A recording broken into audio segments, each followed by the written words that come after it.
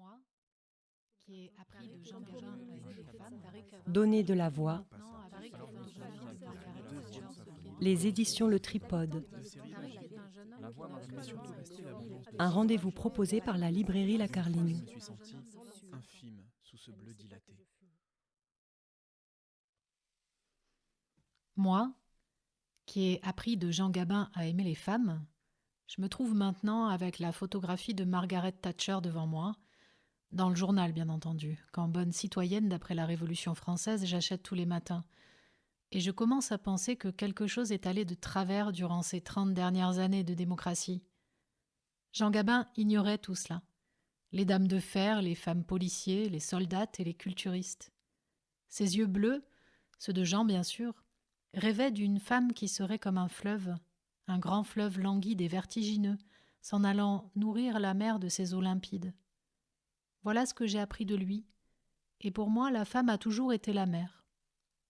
Entendons-nous, pas une mer dans un élégant cadre doré pour fanatiques du paysage, mais la mer secrète de la vie, aventure magnifique ou désespérée, cercueil et berceau, sibylle muette et sur-réponse. Espace immense où mesurer notre courage d'individualistes endurcis, à nous, voleurs du riche et bienfaiteurs du pauvre, d'accord sur une phrase brève et précise, toujours en dehors de tous les pouvoirs établis. Seul, mais avec l'orgueil de connaître la rectitude propre aux outsiders.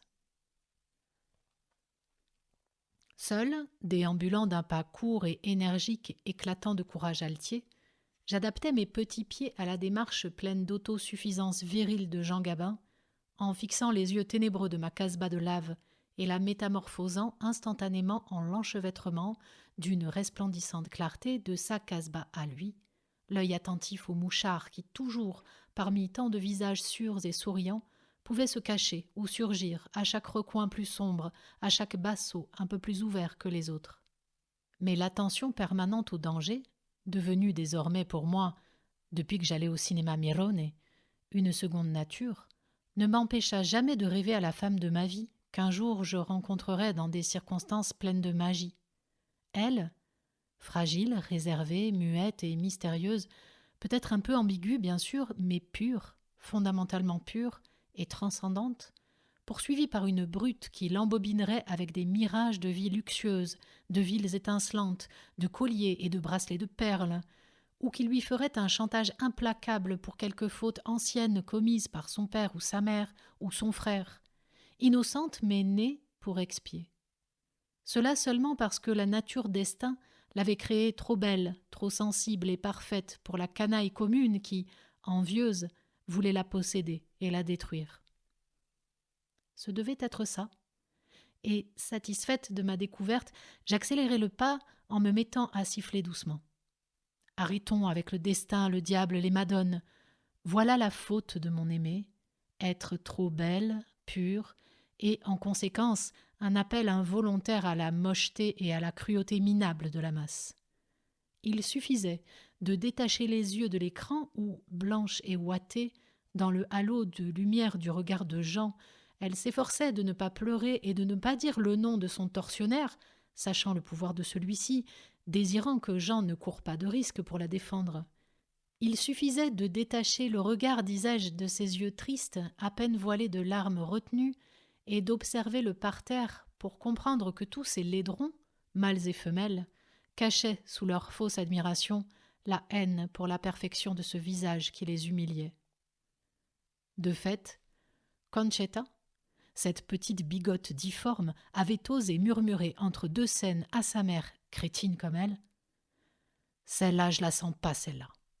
Elle va le faire trucider en continuant comme ça. » Concluant, « Elle me plie pas.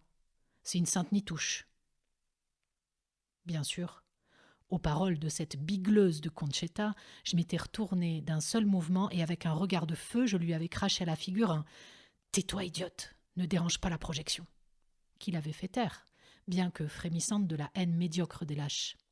Et plus tard, en sortant, quand mère et fille avaient surgi menaçantes devant moi, je m'étais ouvert le passage d'une bourrade sans trembler, prête même à les rosser méchamment.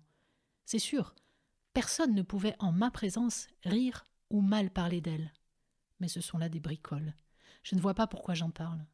Je sentais monter en moi une bien autre fureur en laissant ces imbéciles hurlantes et furieuses. La mère, dite la cagna, la chienne, était presque tombée sous ma bourrade. La fille se serrait un bras bien fort.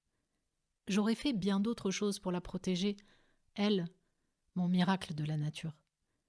J'aurais défié des foules hurlantes de Conchetta, des ruelles entières de foules, de policiers et de fascistes, de brutes déguisées en messieurs, pour obtenir un regard, une caresse fugace, à la limite une nuit d'amour dans un petit hôtel miséreux mais propre, là au fond, au bout des arcades, dans ce coin reculé où le port finissait et où commençait la mer ouverte, libre, insondable.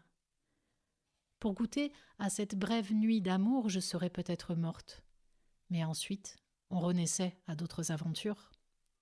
Derrière le fin grillage suspendu en haut sur le mur de lave, barré par la pauvre bande de papier du cinéma Mirone, les grandes photographies délavées par le soleil annonçaient déjà samedi 21, le quai des Brumes.